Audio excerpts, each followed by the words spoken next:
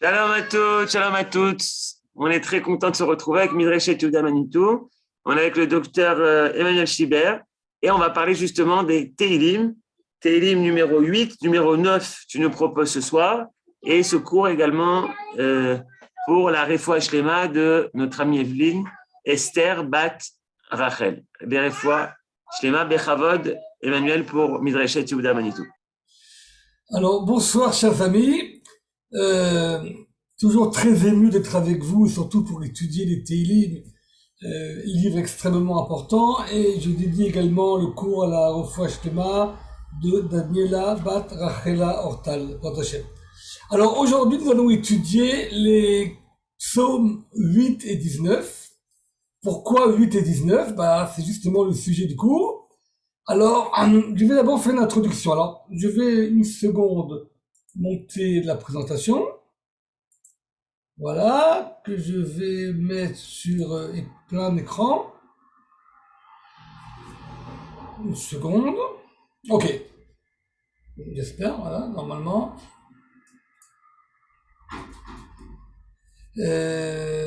Ok. On entend. Voilà. Super.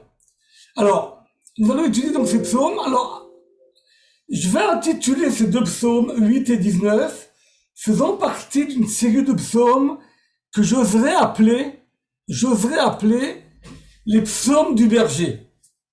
C'est un texte du Zohar Hadash qu'on va étudier ensemble, donc c'est pas trop posé. Comme nous l'avons vu dans l'introduction, il y a plusieurs sortes de psaumes écrits par David, 112 ou 114 sur les 150, et les psaumes de David ont été écrits à différentes époques. Aujourd'hui, après avoir étudié la dernière fois l'introduction, donc les psaumes 1 et 2, aujourd'hui j'ai pensé que ce serait juste de commencer à étudier les psaumes que David a sans doute écrits quand il était jeune, mais pour cela nous allons faire également une petite introduction historique. Alors d'abord sur l'enfance de David. Voilà, donc enfance de David, et dans cette introduction historique sur l'enfance de David, nous allons voir que David a eu une enfance très difficile. Il faut le savoir.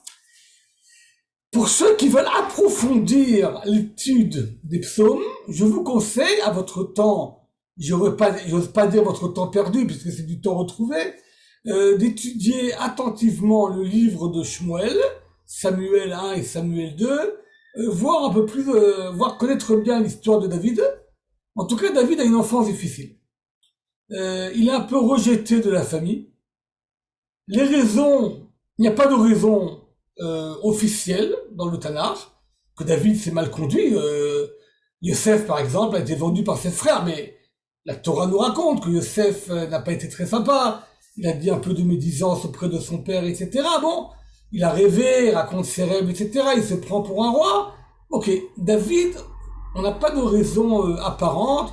Dans les Midrashim, il y a plusieurs raisons qui sont invoquées, mais qui ne sont pas liées principalement à David. Mais uniquement, nous allons voir un passage qui est connu, mais ça fait toujours du bien de le relire.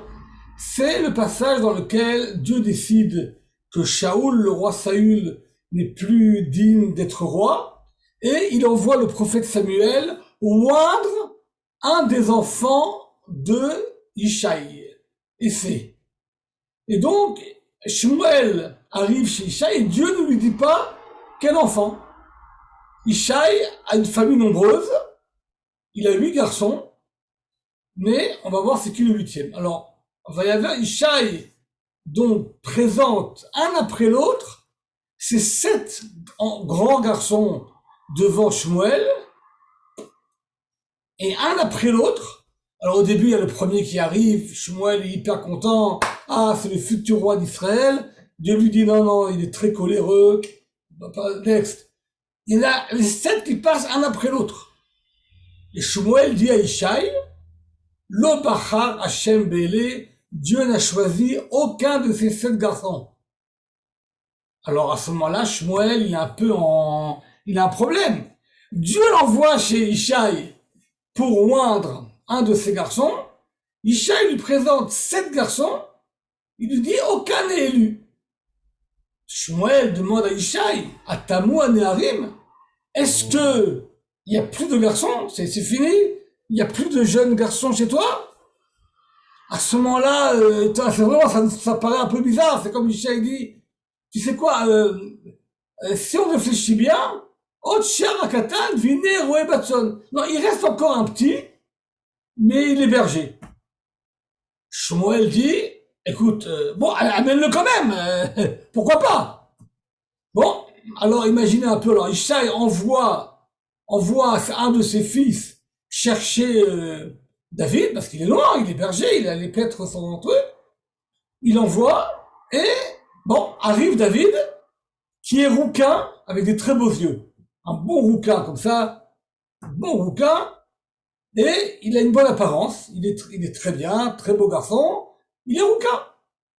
Va Yomer Hachem, Dieu dit à Shmuel, Koum, lève-toi, Meshachehu, ouin-le, qui fait où? C'est celui-là. C'est un passage, bon, on n'est pas en train de faire un cours du livre de Shmuel, mais c'est un passage important, parce qu'on voit de ce passage comment, et d'ailleurs David, dans différents psaumes, va revenir sur ce thème, Mozar Haïti Lechai, mes frères m'ont mal considéré. Dans le Midrash, les frères, c'est une allégorie pour Esav Ishmael, mais d'après le sens littéral du verset, David se plaint qu'il a été mal, qu'il a grandi avec au sein de frères. On voit d'ailleurs quand David arrive après pour combattre Goliath, par hasard, au champ de guerre, ses frères commencent à lui crier dessus devant tout le monde, etc. David donc a une enfance un peu difficile, et même son père l'a rejeté un peu, il l'a envoyé. Mais la première fois que nous rencontrons David, il naît Roé Batson. La définition de David, c'est un berger. Alors, c'est quoi être un berger? Alors, nous allons lire ensemble un passage qui est lié au cours d'aujourd'hui. Un passage du parti du Zohar qui s'appelle le Zohar Hadash sur Shir HaShirim, sur le Cantique des Cantiques, 67, 2. Et là-dessus, le Midrash nous raconte, le Zohar Hadash, le Midrash, nous raconte qu'est-ce qui se passe quand David est berger. Alors, d'un côté, il faut bien comprendre, David, donc, un peu rejeté de la famille, 7 frères, grands, musclés, etc., qui prennent le contrôle, qui sont proches du père, et encore une fois, David, pour des raisons pas claires, il est mis un peu de côté, pas seulement un peu, il est mis de côté, il est le berger, c'est le berger de la famille, etc. Est-ce que c'est bien d'être berger? Est-ce qu'il y a un côté positif là-dedans, dans le berger? Le Zohar Hadash nous enseigne que David, quand David faisait paître le petit bétail dans le désert, il regardait sur le désert Voved Avodat Hashem. David a dit, ok, c'est ce qu'on veut de moi, je suis berger, c'est mon Avodat Hashem, c'est mon culte divin. C'est là où je suis avec mon bétail, je servirai Dieu de cette façon. Et David était seul avec le bétail. Il louait l'Éternel en disant, je vois tes cieux qui sont l'arc de tes mains. Autrement dit, David découvre la nature. C'est un verset du psaume 8 qu'on va lire. Ubalaïla, et la nuit, au moment où tout le monde est en train de dormir, David peut difficilement dormir. Un berger, nous savons, est très occupé avec son troupeau. Alors David est assis dans le désert, il regarde le ciel, la lune, les étoiles, les astres, toutes les galaxies. Umeshambeach, Umeromam, la Kadosh Baruch Hu, il loue et il relève toute la grandeur du Saint béni soit-il. Passage remarquable du Zohar Hadash qui nous dit David Ameler transforme ce qui se pourrait être pour quelqu'un de normal, malédiction ou quelque chose de mauvais, rejeté de la famille, envoyé constamment paître le berger, David voit en cela quelque chose de positif. Non seulement que David voit en cela quelque chose de positif, mais David, en étant défini comme étant berger, rejoint une dynastie juive de dirigeants de première envergure qui sont tous des bergers. Nous allons étudier un petit passage, pour terminer cette introduction, d'un livre remarquable qui s'appelle Amaspik le Ovdei Hashem, qui a été écrit par Rabbi Avraham, le fils de Maïmonide. C'est un livre qui, à la base, est fondamental et magistral, devrait avoir des centaines de pages, à des dizaines de chapitres. On n'a retrouvé qu'une partie de ce livre-là. Le livre traduit en français, j'ai vu une traduction de Dov Mimoun qui a fait une thèse doctorale là-dessus à la Sorbonne, le compendium du dévot, ou un maspik, ça veut dire ce qui est on pourrait dire, une sorte de codex, des instructions pour devenir un homme qui sert l'Éternel. Et dans ce livre-là, il y a un chapitre, pas de Rabbi Nachman de Braslav, mais de Rabbi Avraham ben Arabam, qui s'appelle Perek Haïtbodedut. Un chapitre qui traite de l'importance d'être capable d'être seul. La louange de la solitude. Pas la solitude parce qu'on est insociable, mais la solitude pour être capable de se connaître soi-même, de ne pas dépendre des autres. Cette solitude, cette hitbodedut, c'est pas exactement la solitude, c'est la traduction française, mais hitbodedut, c'est être capable, le hitboded, de pouvoir se retrouver seul. Donc c'est pas je suis seul parce que j'ai des personnes qui veulent me parler, c'est pas la solitude des personnes du troisième âge qui sont seules à la maison, malheureusement. On parle de hitbodedut, de quelqu'un qui sait se mettre en position d'être seul, mais en fait il n'est pas seul, puisque Dieu est présent. Et va nous enseigner Rabbi Avraham, fils de Rambam, quelque chose d'extrêmement important que nous voyons dans la paracha de la semaine, puisque nous sommes à la veille de la paracha de Vayetze, Velo itasku avot, vachareem benehem shalchu b'darkam. Nos patriarches, Abraham, Isaac et Jacob, ainsi que leurs descendants qui sont allés dans leur chemin. Beriat Hatson, ça veut dire que, en bon hébreu, ils se sont occupés principalement de paître le petit bétail. Et pas de l'obi sukacher. C'était leur principale occupation, c'est d'être des bergers. Ils ne voulaient pas avoir d'autre occupation. Et pourquoi être justement un berger?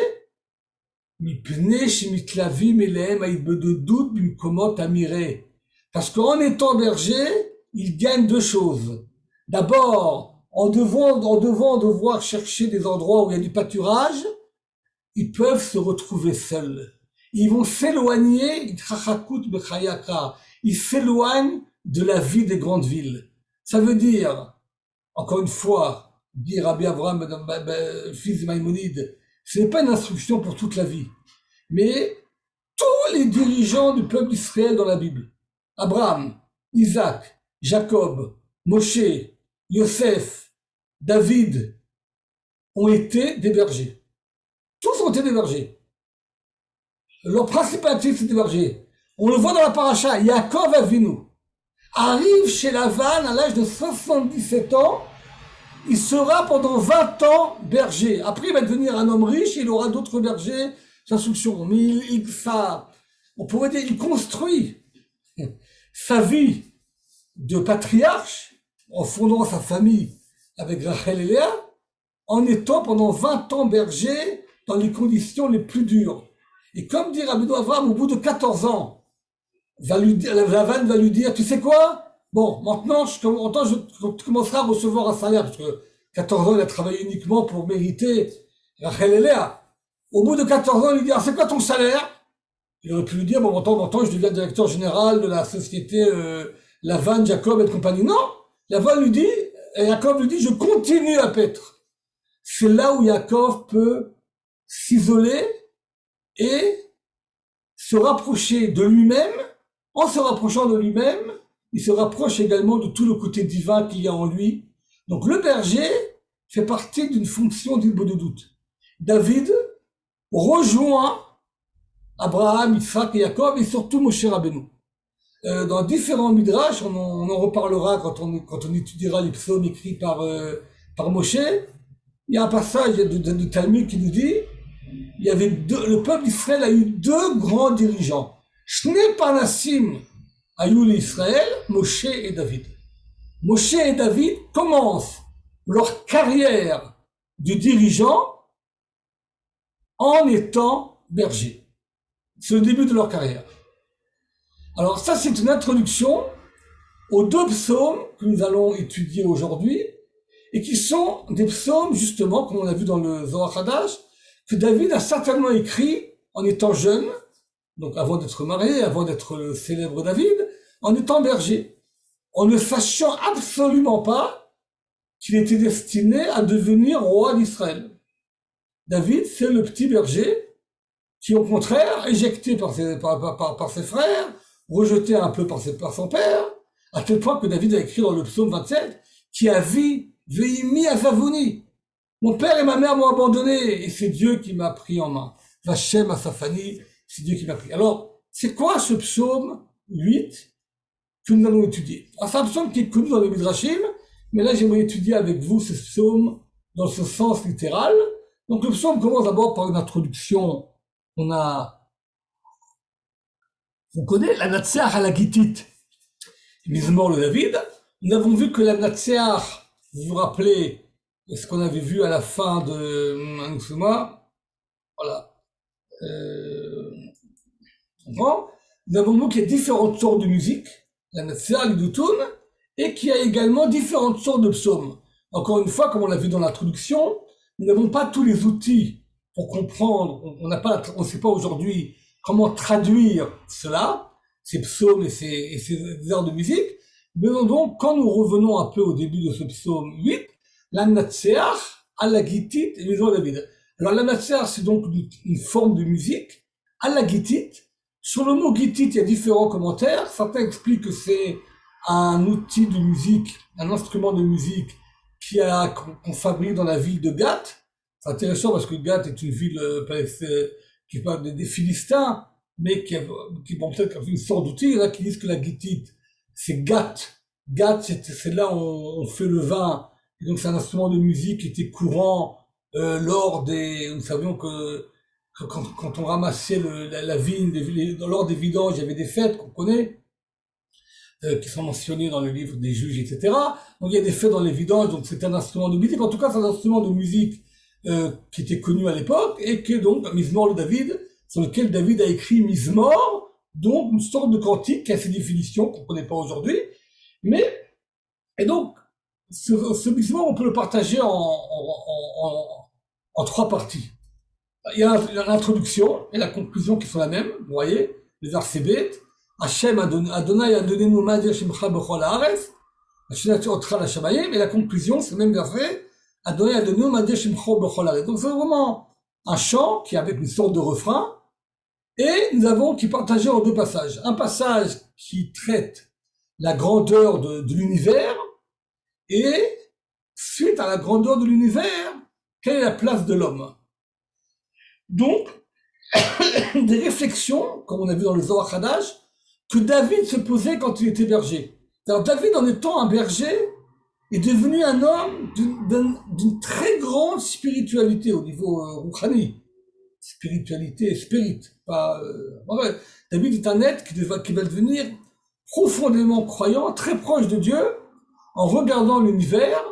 Maïmonide, le père donc de Rabbi Avraham ben Arambam, dans Ilchot Yesodei Torah, dans les lois relatives au fondement de la Torah, insiste justement sur le fait qu'un homme doit regarder l'univers et justement connaître Dieu dans l'univers. L'univers est un monde, enfin, l'univers qui a été créé, Dieu a créé un univers énorme pour l'homme. C'est un des paradoxes que d'après le Malbim, qui déjà a vécu au XIXe siècle, au début du XIXe siècle, qui a écrit un grand commentaire qui a pour but de pallier un peu à la réforme et à la Skala, le Malbim nous dit que cet enseignement de David a pour but de montrer que le monde est un monde qui a été créé par Dieu et que l'homme a sa place dans le monde. Donc c'est un psaume un peu anti-évolutionniste qui a pour but de montrer l'homme tel que la Torah nous décrit la création du monde. Alors commençons par la première partie.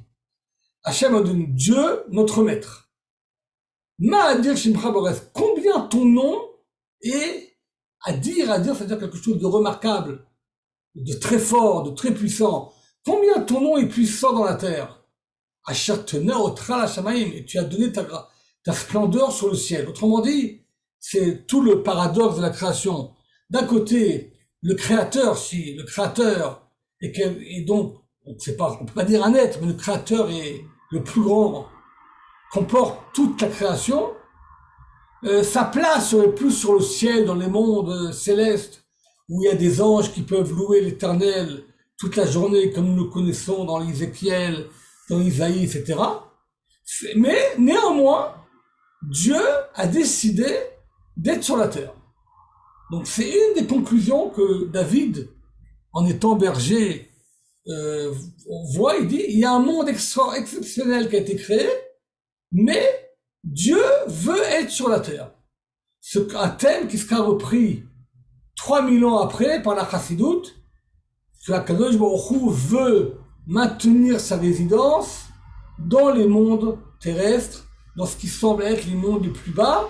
Dieu veut donner sa résidence là-bas, et effectivement, c'est un thème que, et dans la philosophie grecque, dans beaucoup de religions qui sont plus à tendance idolâtre, et même dans une certaine partie du catholicisme, Dieu est en haut et il a des représentants en bas parce que Dieu est tellement haut. Et David Amelech dit non, Dieu est présent. Dieu se trouve dans toute la terre. Comment nous le savons? Ça veut dire que dès qu'un enfant est né, Olel et Yonek sont deux termes pour des enfants en bas âge. Yonek, c'est un enfant qui a encore tête chez sa mère. Olel, c'est un très petit enfant.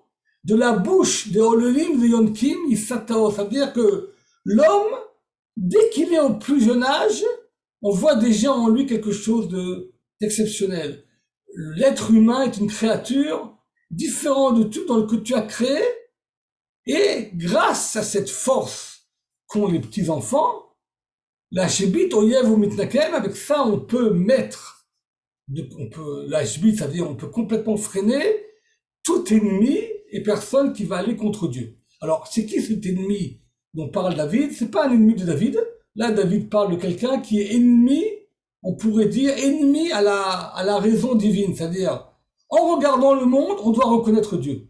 Si quelqu'un, un homme, voit le monde dans lequel il est, se promène, voit le ciel, voit les galaxies, voit la mer, voit toute la création, et avec ça, il n'est pas proche de Dieu, c'est en fait un ennemi de Dieu, ça veut dire en fait, celui qui ne va pas croire en la création n'a rien compris.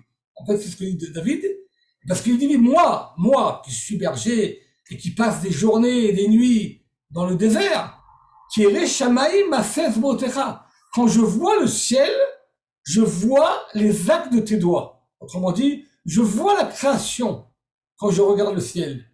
Yarer v'kochavim ashakolanta, la lune et les étoiles, c'est ce que voit David. David est seul pendant la nuit.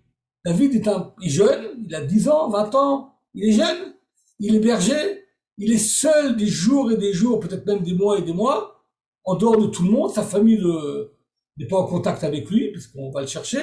Donc David est seul, et David apprend à reconnaître Dieu par la création. Une fois que David arrive à la conclusion, et là, ça nous rappelle évidemment tous les midrashim sur Abraham Avinu qui reconnaît Dieu en regardant le monde, il dit c'est impossible que ce monde n'a pas un créateur. David, qui pourtant peut-être quand il était petit était allé au Talmud Torah, mais David apprend à connaître Dieu dans le cadre de cette création. Deuxième passage, après regarder donc l'univers, à ce moment-là, David il dit comment l'homme Enoch, on pourrait traduire ici par Homo sapiens, l'homme Enoch vient du mot Adam Shet Enoch. Enoch c'est le petit-fils d'Adam Arishon, comme Evel a été tué, a été remplacé par Shet. Après il y a Enoch, donc né Enoch, Enoshut c'est l'humanité en hébreu. Enoch, donc quand on dit Enoch, on parle de l'homme, c'est comme Adam Arishon, on parle de la création de l'homme, vraiment l'homme humain, la création de l'homme. Ma Enoch, quel est cet homme pour que tu te rappelles de lui? Ou Ben Adam et un fils de Adam qui te que nous parce que pour que tu sois prêt. Alors, le mot Zecher et Poked, bon, c'est des mots un peu compliqués. Dieu se rappelle de l'homme. Et l'ifkod, c'est pas uniquement se rappeler, c'est également diriger, le mot mefaked en hébreu. Quand Dieu est poked, ça veut dire qu'il va se passer quelque chose. Comme la première fois que marqué le mot poked dans la Torah, c'est Hashem pakad et Sarah. Dieu se souvient de Sarah et Sarah aura un enfant. Donc, de Sarah va commencer quelque chose. Donc, Hakadosh Baruch Hu, Dieu donne une importance à l'homme. Mais quel est cet homme? En quoi l'homme mérite que Dieu, le créateur de tout l'univers, se rappelle de l'homme? Et non seulement cela, cet homme que Dieu a créé, Elohim.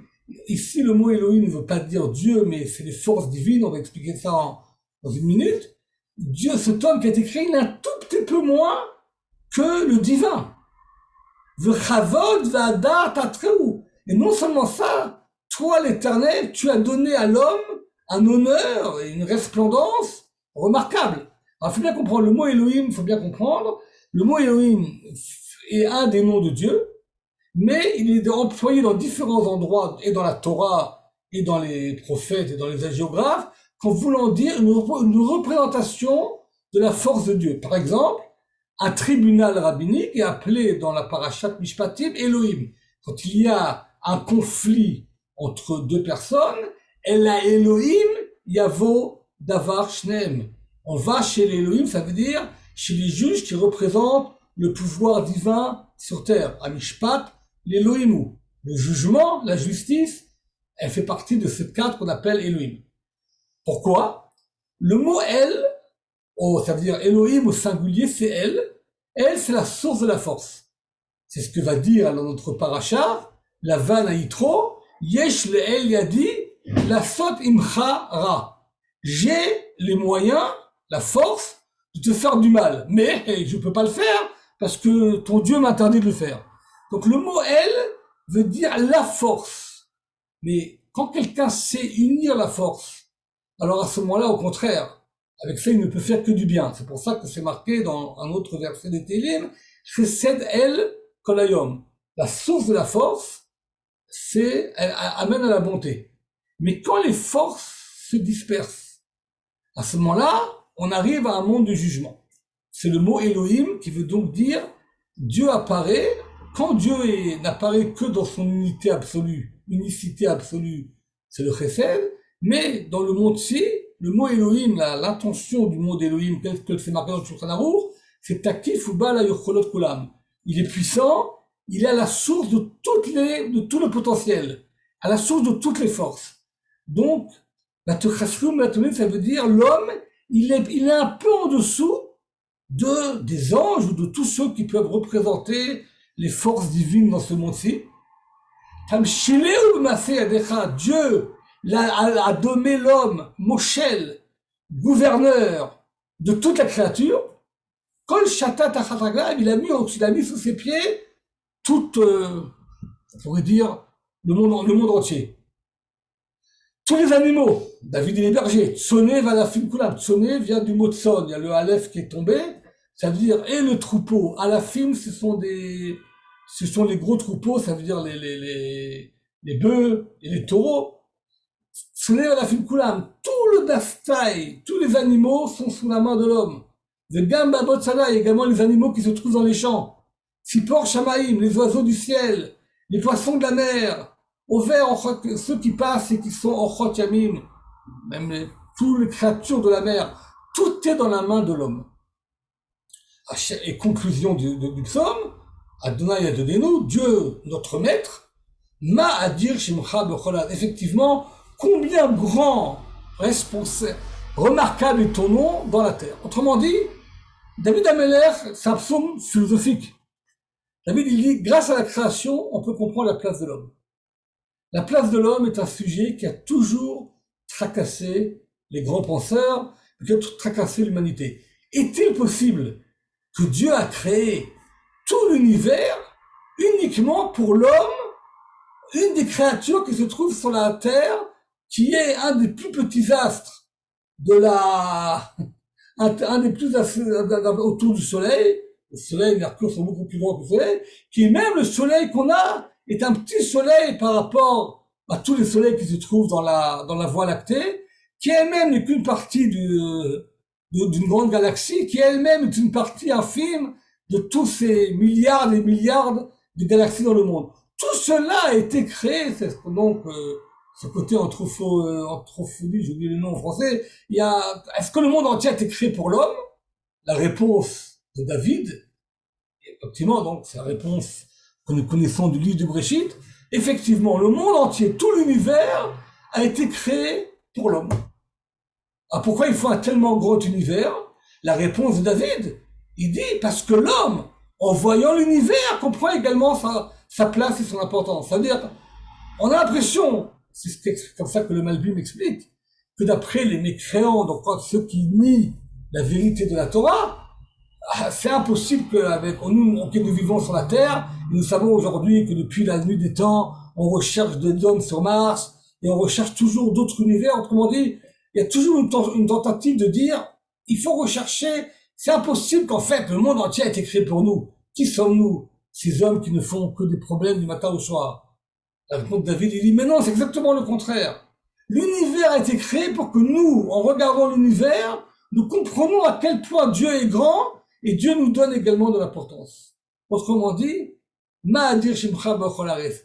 Dieu est présent sur terre, et au contraire, parce que Dieu a créé un univers aussi grand pour que l'homme puisse le reconnaître, c'est ça qui permet à ce qu'il y ait un échange, un contact, une relation entre Dieu et l'homme. Un peu comme le titre de ces deux livres remarquables d'Abraham Eshel, Dieu en quête de l'homme et l'homme en quête de Dieu. Donc David Ameller commence au psaume en disant l'homme en quête de Dieu. Je regarde l'univers et je me rends compte qu'il y a un créateur exceptionnel. Je vois le ciel, je vois tout ce monde-là, donc je me rends compte qu'il y a quelqu'un qui est derrière. Et à ce moment-là, Dieu lui dit, c'est un peu le midrash que quand Abraham recherche Dieu, Dieu regarde Abraham et lui dit, tu cherches le propriétaire? Il est là, c'est moi. Bonjour, salut. Donc, à partir du moment où Dieu lui dit, ok, tu vas chercher, tu vas comprendre maintenant pourquoi je t'ai nommé, toi homme, responsable du monde entier, tout l'univers est dans tes mains. Ça, c'est ce que dit un petit berger. Mais David comprend qu'être berger, c'est quelque chose qui n'est pas normal. Ça veut dire, en quoi moi, homme, je suis capable d'avoir 300, 400, 500 têtes de moutons qui m'écoutent. Pourquoi? C'est-à-dire, il y a une réflexion très profonde. Ce qui semble être normal pour tout le monde n'est pas normal pour quelqu'un qui effectivement recherche une compréhension dans la nature. Être berger, en quoi moi je peux avoir sonné Valafim Koulam? Enfin, en quoi en tant que berger, c'est moi qui va diriger ce troupeau? Pourquoi ce troupeau m'écoute? 300 hommes n'ont pas écouté un mouton. Mais pourquoi 300 moutons vont écouter un homme? C'est que Dieu m'a donné un pouvoir. Il y a ici, va nous raconter un autre psaume qu'on va étudier peut-être une autre fois, le psaume 78. Et pour ceux qui n'ont pas de patience, alors je vous invite à regarder les 3 derniers versets du psaume 78, qui est un très long psaume, dans lequel, à cause de cela, Dieu va prendre David et va le nommer le berger d'Israël. C'est-à-dire ce genre de réflexion. Moi, je suis berger, mais pourquoi je suis berger? Pourquoi j'ai la force d'être berger? Pourquoi le monde est à moi? Pourquoi je peux arriver et faire paître mon bouton? Dieu lui dit, ah, c'est comme ça que tu réfléchis? À ce moment-là, je te donne également la possibilité de pouvoir également paître des hommes et pas que paître des animaux. Ça, c'est donc la traduction en français, mais on va passer au psaume 19. Le psaume 19 est un autre psaume qui ressemble un peu au psaume 8 avec évidemment des différences, mais c'est également, j'appellerais, les psaumes du berger. Les cantiques du berger, ça veut dire, il semble également que c'est un psaume que David a écrit en étant dans les champs, en étant dans le désert, en étant en l'épêtre, la Natser Mizmor de David. D'ailleurs, ici c'est pas marqué à la Gittite, mais ça ressemble également au niveau textuel au cantique 8 qu'on avait lu auparavant, c'est Natseach et Mizmor, donc les airs, le côté de la mélodie sous l'appellation contrôlée la Natseach, et Mizmor est donc la façon d'écrire le cantique. Ce cantique, le cantique 19, est partagé en deux parties. Une partie traite de l'univers, et une autre partie traite de la Torah. Ça semble un peu peut-être bizarre, mais on en reparlera dans quelques minutes quand on arrivera. Donc ça, c'est la première partie. Voilà. Pour ceux qui veulent une seconde regarder en français, voilà. Regardez en français. Ça, la première partie, c'est une partie donc dans laquelle, qui ressemble un peu à ce qu'on a vu au début du psaume 8. Ça veut dire le regard de l'homme sur l'univers. Et ensuite, de ce regard sur l'univers, il va y avoir un regard un peu plus profond sur la Torah. Alors revenons là-dessus, mais je préfère quand même étudier avec vous le texte hébraïque. J'expliquerai, on va pas dire du mot à mot, mais expliquer les grandes lignes de ce cantique qui est remarquable. Donc, encore une fois, c'est également, je pense, un cantique du berger. Le verset commence, à Shamaïm s'imprime que modèle. Les cieux racontent l'honneur de l'Éternel. Umaseh Yadav, Magid Arakia. Et Arakia, alors la différence entre Arakia et Shamaïm, ce sont des notions profondes qui sont également mentionnées dans le Talmud, dans différents passages. Shamaïm semble être les cieux qui sont les plus proches de nous. Le Talmud nous dit que c'est quoi le mot Shamaïm? Shamaïm. Ce sont donc les cieux qui sont proches, où se trouvent également les nuages, donc là où il y a l'eau. Shamaïm, c'est là où se trouve l'eau. Rakia, c'est ce qu'il y a au-dessus du ciel, on pourrait dire l'univers, au-delà des nuages, au-delà des nébulus, etc. Tout l'univers, donc les cieux nous racontent l'honneur de l'Éternel, et la Rakia, donc, et l'univers nous enseigne Maseh Yadav, la création. Okay, donc en fin de compte, il y a ici quelque chose de profond, c'est déjà, on est dans le niveau de l'audition. Le monde a une parole. Il existe, pour ceux qui connaissent, une braïta, donc un enseignement de l'époque de la Mishnah, qui s'appelle Perek Shira, qui nous raconte la création, comment chaque créature, et du monde végétal, et du monde animal, comment toute la création loue Dieu, ça s'appelle Perek Shira, et donc, nous voyons également, mais cette notion de Perek Shira figure chez David. David dit, j'entends la voix de l'univers. L'univers loue l'Éternel. Comment on entend ça? Yom le Yom, Yarbia Omer. Chaque jour a une expression, a quelque chose à Yarbia, en hébreu, la bia, c'est s'exprimer.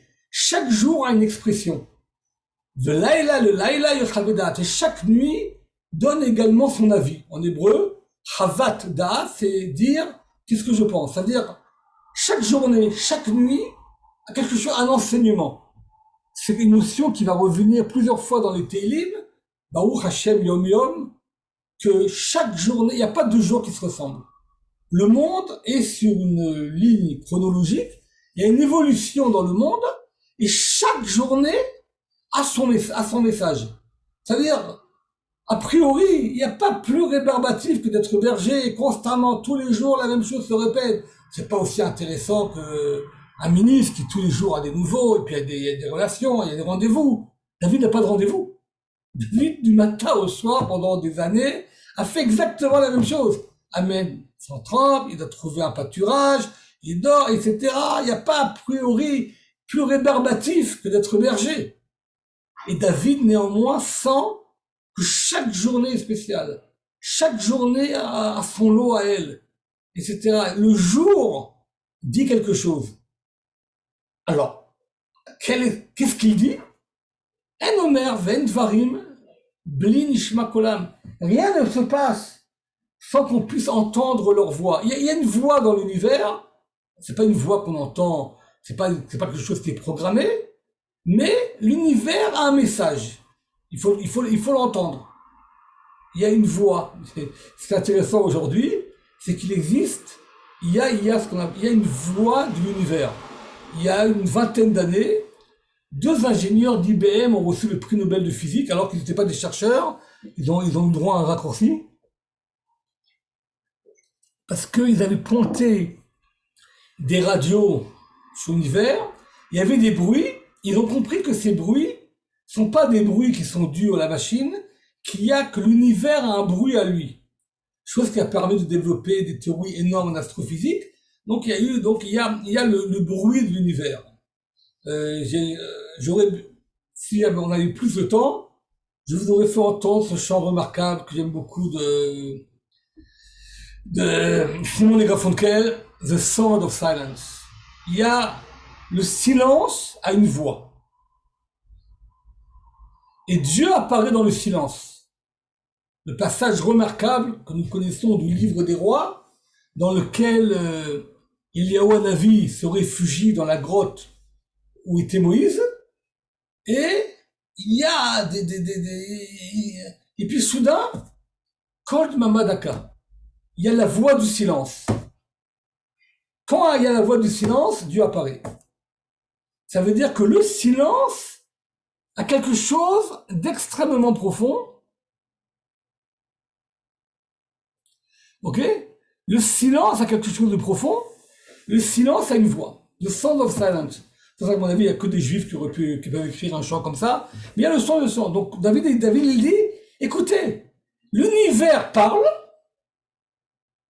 et sans eux, il n'y a rien qui peut s'entendre. Il y a quelque chose, il y a une voix dans l'univers. Aujourd'hui, c'est prouvé même physiquement. Donc, on pourrait dire le soleil, l'univers a des lignes qu'on voit partout. Et Dieu, en quelque sorte, quand le soleil apparaît, les rayons du soleil éclairent. Il y a des lignes, des rayons qui se trouvent dans le monde entier. Et le soleil ressemble à un khatan, un jeune marié, qui sort de la choupa.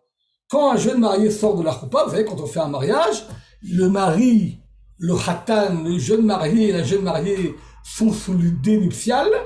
Et une fois qu'on a terminé la cérémonie du mariage, autrement dit, le couple il est marié, et monsieur a donné la bague à sa femme, et il lui a dit, tu es ma femme, il lui prend sa main, et ils sortent, et il y a la joie, etc. Commence un monde nouveau. David Amelech, il dit, quand je vois le soleil, ça me rappelle les mariages, monsieur et madame qui fondent un nouveau couple. Il ressemble à un khatan qui sort de sa choupa. Il y a Siske Gibor la Choutzora, comme un homme fort, heureux, qui va courir pour la Choutzora. Ou bien la Choutzora veut dire, ou bien il va courir son chemin, quelqu'un qui part pour courir, ou bien la route Horar, ça veut dire qu'Horar vient peut-être du mot Horéar, comme Abraham Avinu, qui court pour recevoir des amis. Autrement dit, le soleil ressemble à un khatan. C'est-à-dire que David voit dans le soleil qui se lève le matin tôt, il est berger. Donc, comment il voit il n'y a pas plus qu'un berger pour voir le soleil commencer sa nouvelle journée. Ce soleil, pour David, c'est un jeune couple. C'est quelque chose de nouveau. Comme un khatan qui sort de sa choupa. C'est un jeune marié qui maintenant, c'est simplement le soleil d'aujourd'hui, c'est une nouvelle maison, c'est un nouvel édifice, c'est un nouveau monde qui va apparaître aujourd'hui. Ce sentiment qu'a David, que chaque jour a un message. Et ce soleil, il est du bout du ciel, et rien ne peut se cacher quand le soleil brille. Autrement dit, la première partie de ce psaume, c'est donc pas uniquement un éloge, comme nous l'avons vu dans le psaume 8, l'homme regarde l'univers et avec ça découvre Dieu, mais là David il dit, l'univers, Dieu a créé un univers qui est coulo, qui en entier loue l'éternel. L'univers que nous voyons est une louange en soi-même. Autrement dit, David va dire, si moi je vais écrire ça, quand j'écris que le soleil raconte l'honneur de Dieu, c'est le plus beau cantique que je peux écrire. C'est le cantique du monde. Il a fait magnifique. Et là, on arrive à la deuxième partie qui peut paraître un peu surprenante, puisque après cette première partie qui est donc l'éloge de Dieu, David maintenant va donner l'éloge de la Torah.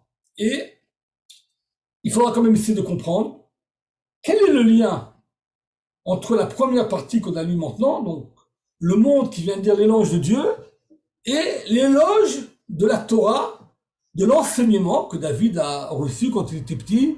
Il est certainement allé au Talmud Torah, ou bien son père, Ishaï, tout en le mettant de côté, Ishaï est un des personnes les plus importants dans le judaïsme. Le Talmud, dans le traité de Shabbat, nous enseigne qu'il y a 4 personnes qui sont décédées, mais uniquement à cause de la faute d'Adam Arishon. S'il n'y avait pas eu la faute d'Adam, ces 4 personnes n'ont jamais fauté de leur vie. Qui sont ces 4 personnes?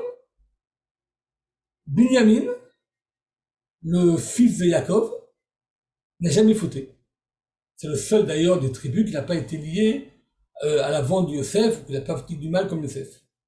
Nous avons Amram, le père de Moshe Rabbeinu. Nous avons Ishaï, le père de David Ameler. Et nous avons le fils de David et d'Avigaïl, qui s'appelle Kilav. Dans les chroniques, il est appelé Daniel. Mais dans le Shmuel, il est appelé Kilav, et qui n'a jamais fauté. Il y a 4 personnes, Shemetu Bitzio Shel Nachash, qui sont morts uniquement à cause de la faute originale. Je répète pour ceux qui veulent marquer, parce que c'est intéressant. Amram, le fils de Moshe, Binyamin, le fils de Yaakov, Amram, le père de Moshe, Ishaï, le père de David, et Kilav, le fils de David et d'Avigaïl. Autrement dit, il est évident, donc, et Ishaï d'ailleurs est marqué dans le Talmud, il est considéré comme étant un très grand Talmid Chacham qui avait 130 000 élèves. Donc c'était quelqu'un qui était important, chose qui est encore plus surprenant de voir à quel point il a mis David de côté. Mais en tout cas, David, de façon absolument remarquable, David est quelqu'un qui est positif. David a énormément d'épreuves dans sa vie. C'est pour ça que vraiment je vous conseille de lire le livre de Shmuel, ça va aider à comprendre. Mais David comprend que chaque épreuve qu'il a va devenir un psaume. Ça veut dire chaque épreuve, avec toute la difficulté qu'il a, David dans l'épreuve a trouvé une nouvelle voie pour comprendre également les voies du ciel. Et dans chacune de ces voies va apparaître après un cantique, qui après nos sages seront, David va donner des instructions très exactes quand est-ce qu'il faut le chanter au Beth Amikdash, comme on avait vu dans l'introduction. Et là, David arrive en louant la Torah, et après on va essayer de comprendre le lien. Les versets très très connus, Torah Adonai Tenima Meshivat Nafesh, la Torah de Dieu est parfaite, et elle est capable de faire revenir n'importe quelle âme.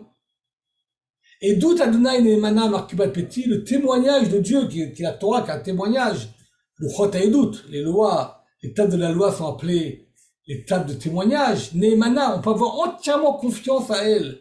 Markibat Peti, même quelqu'un qui est un peu idiot, s'il va se donner à la Torah est capable de faire de lui quelqu'un d'intelligent. Puis Koudé Adonai Sharim et Samprelev, les ordres, c'est les mitzvot, mais les instructions que Dieu donne sont droites, sont justes, mais Samprelev, elles réjouissent le cœur. Mitzvat Adonai Bara Mirat Daim, la mitzvah, donc le commandement que Dieu a donné, il est pur. Mirat Naim, il éclaire les yeux d'un homme. Irat Adonai Torah Omedet la, la crainte du ciel est pure. La crainte de Dieu est pure. Omedet la, cette crainte-là va se tenir à tout jamais. Si quelqu'un craint l'Éternel, c'est quelqu'un qui tiendra le coup, il peut se maintenir à tout jamais. Mishpete Adonai Emet, ça te coûte ardav. Les jugements de Dieu sont vrais, sont justes. Satkou Yardav et tous ensemble représentent la justice, on pourrait dire, la plus parfaite.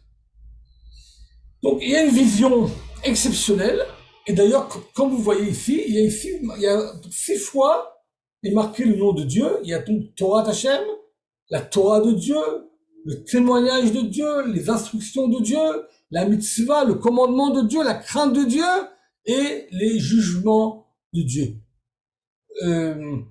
Rabbi Yosef Haïm, uniquement pour l'anecdote, Rabbi Yosef Haïm de Bagdad, le célèbre auteur du livre Ben Ishraï et encore de dizaines d'autres livres, écrit dans son introduction à son commentaire sur les Pirkei Avot, Chasdei Avot, que la Magen David, les 6 extrémités de l'étoile de David sont en parallèle aux 6 noms de Dieu qui figurent dans ces psukim. C'est-à-dire que l'étoile de David a pour but d'unifier ces 6 aspects de la Torah que Dieu nous donne. Donc il y a la Torah Hashem Tenuma. Donc David est, alors, parenthèse, quelle est leur relation avec ce qu'on avait vu auparavant. Si quelqu'un a une idée, envoyez-moi un chat et je serai prêt à le lire, etc. On peut faire ça ensemble. Mais en tout cas, les commentateurs se posent la question, quelle est la relation entre le début du psaume, dans lequel David, le berger, entend l'univers louer l'Éternel, et la deuxième partie de ce psaume dans lequel David loue la Torah. Alors, une explication, c'est un peu, enfin, je rajoute un peu de moi-même. David, c'est pas une louange de la Torah. David ici dit, à partir du moment où nous voyons un univers entier qui loue Dieu, cet univers a un ordre, cet univers a des fonctions. C'est-à-dire, l'univers qui est tellement régulier, le soleil se lève à temps, etc. Le monde, chaque jour a sa particularité, mais cela fait partie d'un ensemble qui marche magnifiquement bien. Eh bien, cet ensemble-là me fait découvrir que certainement, moi, l'homme qui est l'homme qui est donc la créature la plus parfaite, qui arrive à comprendre ce message de la création, Dieu m'interpelle. Quand Dieu a créé tout cela, ce n'est pas uniquement que la création loue Dieu. Le ciel peut louer Dieu sans que l'homme apparaisse dans l'histoire humaine, dans l'histoire du monde. Le créateur peut créer un monde qui en entier va le louer. Qu'est-ce que l'homme fait partie de ce monde-là? Et là, David comprend que si l'univers entier loue Dieu, il y a donc, et que Dieu a mis l'homme, encore une fois, Dieu a mis l'homme capable d'entendre et de comprendre et d'analyser et de pouvoir comprendre la signification de ces louanges de Dieu, c'est que Dieu a un message à donner à l'homme.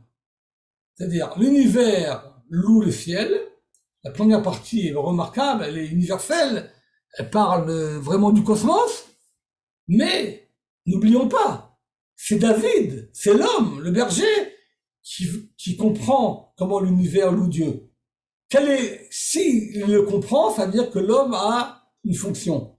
Et cette fonction, il pourra la comprendre grâce à ces 6 aspects de la Torah. Premier aspect de la Torah, Torah Hashem Temima, la Torah est parfaite. Ça veut dire, un homme n'est pas capable d'être parfait. La Torah, oui. L'homme n'est pas toujours respectueux de sa parole. Il doute Hashem Nemana. Par contre, le témoignage, le monde est un témoignage de la grandeur de Dieu. Nemana, il est Neman. Comme dit le Midrash. Est-ce qu'une fois le soleil ne se lève pas à temps? Un homme, des fois, peut ne pas se lever à temps et oublier de dire, il peut feindre à ses obligations. Si Hazlo Halila, le soleil, etc., agirait comme nous, le monde serait mal barré. Donc, le monde qui est un témoignage de la grandeur de Dieu, il est Neeman. Neemana, le témoignage de Dieu, Neemana, on a entièrement confiance en lui. La notion de Neeman est une fonction extrêmement importante. Rares sont les personnes qui vont arriver à ce degré. Et encore une fois, qui va arriver à ce degré? Moshe Rabbeinu, dans lequel Dieu, il dit, Bechol beti neemanu. Dieu, il dit, Moshe Rabbeinu est arrivé à un degré, Moïse, que Dieu dit, j'ai confiance en lui. Et David, qui dit beti neeman. David qui va arriver à construire une dynastie, et également Shmuel, qui fait le lien entre les deux, dans lequel Ve'yedu Kol Israël, qui neeman Shmuel, Yot Navi Bashem. Shmuel est quelqu'un, on peut avoir confiance en lui. Neeman, c'est le passif du mot Amen, donc en qui j'ai confiance, donc ça veut dire une confiance innée. Troisième aspect du rapport entre l'homme et Dieu, Pikoudé Hashem. Akadosh Baruch Hu, Dieu, le Créateur, a des instructions qu'il va donner à l'homme. puisque l'homme, je rejoins Dieu, Dieu également a son mot à dire à l'homme. Mais ces instructions, elles sont du charim, et si l'homme les respecte en comprenant la justesse de ce que Dieu il veut, il sera très heureux avec ça. Mais sa mère lève, elles sont capables de le réjouir. La mitzvah de Dieu est bara. Quand un homme donne des instructions, donne un commandement, il peut y avoir des arrière-pensées, c'est pas toujours pur. Bar, c'est quelque chose qui est pur. La mitzvah est pure. Quand Dieu donne une mitzvah, elle est pure.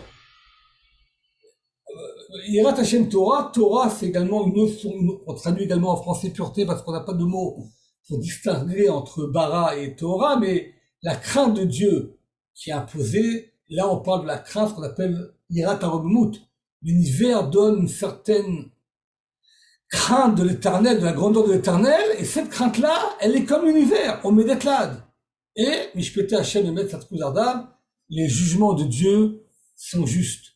Donc, l'univers inspire une réflexion sur la position de l'homme, et cette position et le lien entre l'homme et Dieu passe par tous ces 6 aspects de la Torah.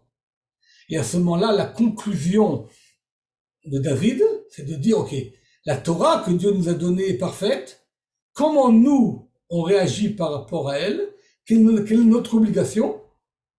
Alors, Anechemadim, Izar, Mupazrab, tout cela, tous ces 6 attributs sont plus nahmad, sont plus agréables que l'or, ou que Pazrav, Paz également, c'est des pierres précieuses. Ils sont plus doux que le miel.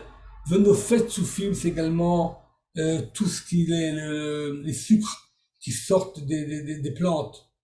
Gamavadecha Nizarbe, mais ton serviteur, là David parle de lui-même et de toute personne qui arrive à la même conclusion que David, que l'univers est très grand et moi, l'homme qui arrive à comprendre cet univers, je deviens serviteur du Créateur. Nizarbe, il fera attention à respecter le message de Dieu qui passe par la Torah, le Shomra, mais Kevra en le respectant. Maintenant, et ça c'est une phrase remarquable, chez Guillaume Miyavid, David dit à Kadosh Baruch Hu, j'ai compris le message. D'autre côté, tu sais très bien que je suis un homme, j'ai mes problèmes, je suis pas Dieu. Donc Guillaume Miyavid, Dieu, est-ce que tu arriveras à comprendre mes erreurs? Ministarot la Kenny, quand il y a des choses cachées, essaie de la Kenny, efface-moi les problèmes que j'ai qui sont pas trop visibles. Même quand je ferai des fautes de façon ostensible, qu'on appelle mézid. Gam mizedim chassach avdecha, aie pitié de moi, je ne suis qu'un homme. V'niketi m'peshara, mais même si je fais quelque chose de très grave, Dieu, niketi, enlève, ne prends pas trop à cœur tout ce que je vais faire. Ça veut dire, d'un côté, je reconnais que la Torah est parfaite, d'autre côté, David, il dit, la Kadosh Baruch Hu, Dieu, n'oublie pas également qui je suis. Tu m'as créé, je suis un peu faible. J'ai également mes faiblesses. C'est un thème extraordinaire que David va revenir plusieurs fois. David toujours dit, je suis pas l'homme parfait. Il y a des erreurs. D'ailleurs, David a fait des fautes.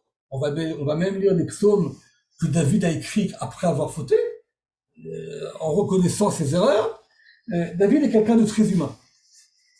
Ces 2 psaumes que David a écrits, encore une fois en étant un petit berger, montre justement ce regard de David sur l'univers, un regard exceptionnel, et la conclusion de ce psaume, c'est un verset qu'on connaît très bien, puisque ce verset va devenir un verset clé à la fin de toutes les prières qu'ont instituées les membres de la Grande Assemblée.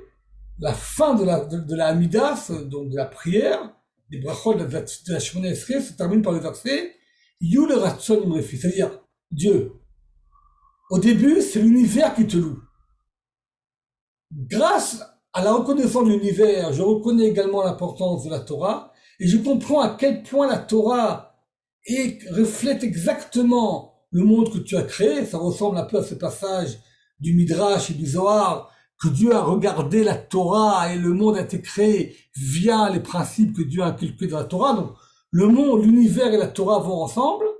Et à ce moment-là, moi, le petit homme, qui d'un côté, à qui tu as donné tellement d'importance, de l'autre côté, qui est également si petit dans l'univers, You le ratson im refi, que toutes les paroles de ma bouche soient agréées, soient adéquates à ta volonté, vehegion libi lefanecha, et également les pensées de mon cœur devant toi, Hachem Souri Vegoli, Dieu, tu es ma force et celui qui est capable de me délivrer.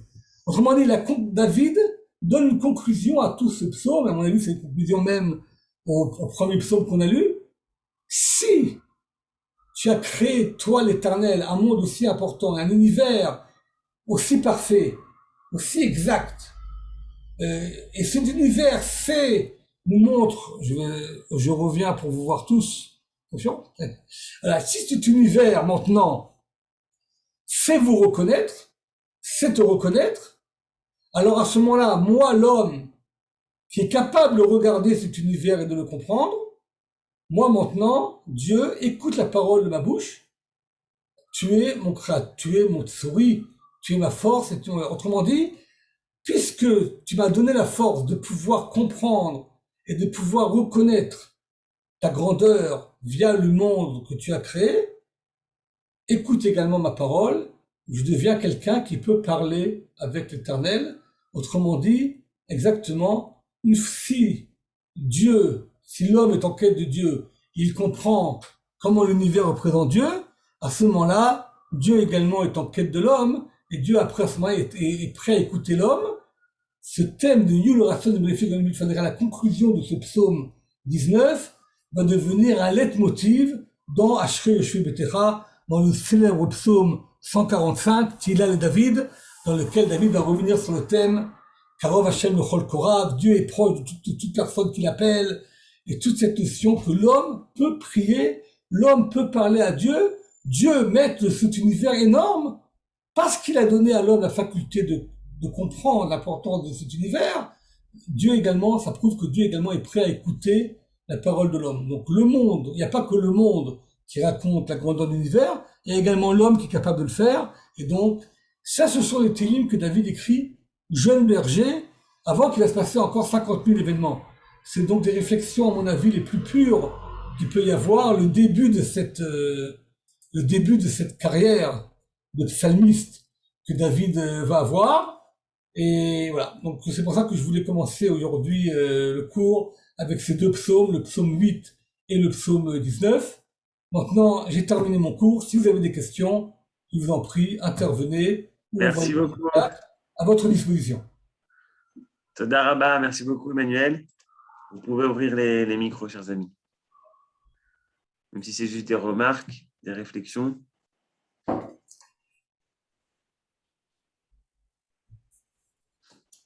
Daniel, non, tu veux dire un mot? Ton micro ouvert, alors c'est pour ça que je te demande. Eh ben, merci beaucoup Emmanuel. On se retrouvera, je crois, dans 2 semaines. Alors, je vous communiquerai les psaumes, je n'ai pas encore choisi.